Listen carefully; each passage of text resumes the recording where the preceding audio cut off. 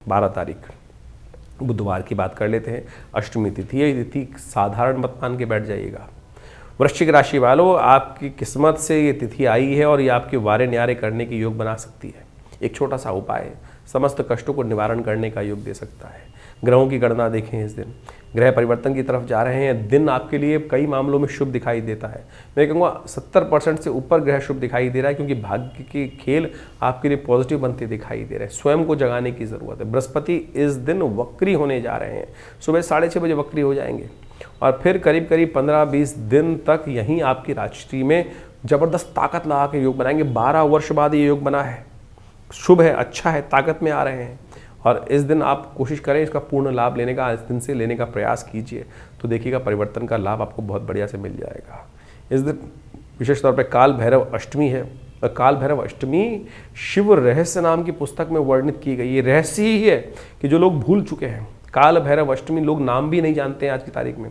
कुछ जानते हैं आप जैसे भाग्यशाली लोग, तो वो अच्छे हैं, लेकिन बहुत सारे लोग हैं जो बिल्कुल विस्मित कर चुके हैं। शिवरात्रि से भी महत्वपूर्ण दिवस है ये। मार्गशीर्ष मास की अष्टमी के दिन, कृष्ण पक्ष की अष्टमी के दिन बनता है। इस पूरे रहस्य को समझ लेना। इस वक्त आपकी राशि के दृष्टिकोण से जो शनि महाराज थोड़े बुद्धि में चल रहे हैं ना, उनको ठीक करने का अवसर है।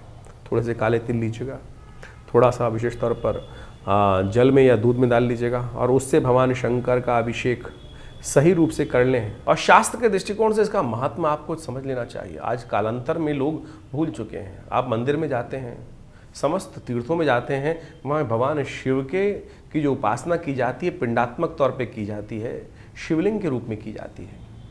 शास्त्र के दृष्टिकोण से यदि हम कथा का श्रवण करें तो इस काल भैरव अष्टमी से ही भगवान शिव का शिवलिंग के रूप में, ज्योतिर्लिंग के रूप में पूजन आरंभ हुआ।